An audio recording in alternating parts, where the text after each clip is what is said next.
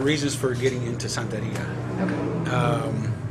One of them, or I guess the main one at the time, I already was operating this place, and we weren't always a botanica, or yerberia, and the Mexicans will call it yerberia, where you sold herbs and candles and stuff like that.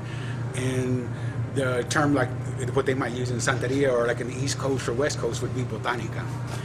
And as a Mexican grocery store, we always sold Mexican herbs, and we sold the candles, at first starting off with the saint candles, and then some of the more occult ones, or like the love candles, and the candles that say protection.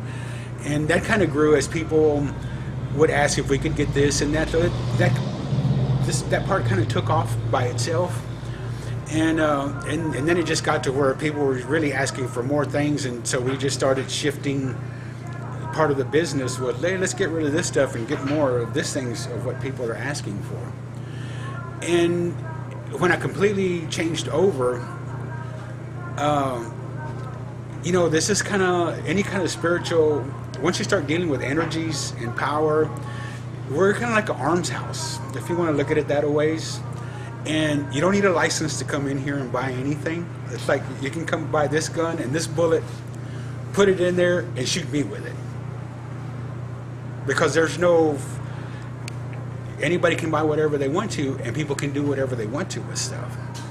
And just because we're talking about things spiritually, which we would think would be for our benefit and for all of us to be better people, it doesn't always work out that way. And because this is this kind of spiritual house, people do bad things with magic.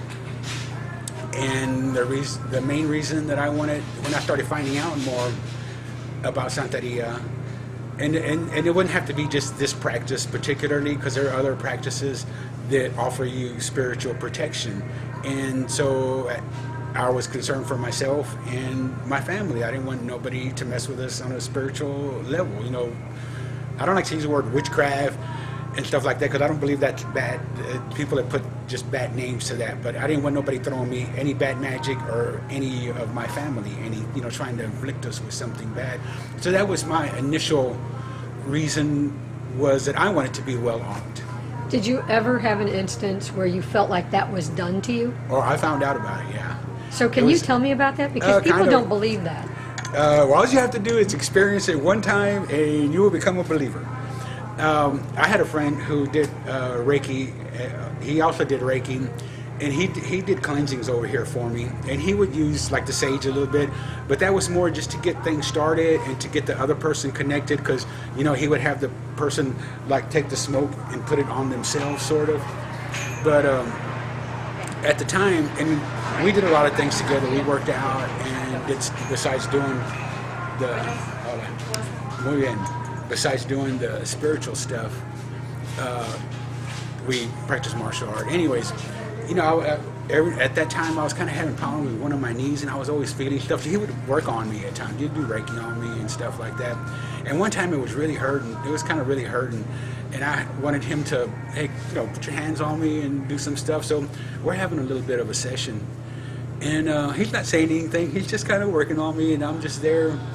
And I feel something go like this in my knee. Well, he didn't say nothing either, but I felt something.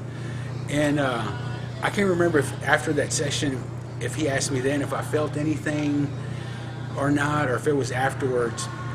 But I actually felt something like wiggle from my knee down my leg. Anyways, at the time he was married to a witch also. And they did their professional talking to each other, and because she could read, he learned to do readings from watching her do them. But anyways, they had their little conference and stuff like that. And the next time he was over here, when I think it might have been then when we talked about it, but somebody had laid down some stuff, some powder and stuff out there, and there was a man, and he was pissed off at me because I wouldn't tell him how to dominate a woman.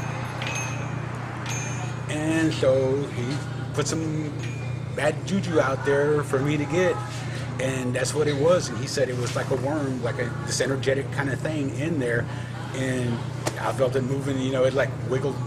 He wiggled it out of, or he, pushed it out of there. So that was my first experience with that magic or something like that. And it's like, okay, you know, and I think people can believe without having stuff happen to them, but definitely when you have something weird happen to you. And now, you know, with the other person that I have working here at times, you know, I've seen her take spirits off of people. Just it's another world, it's another realm or dimension that you just don't see it.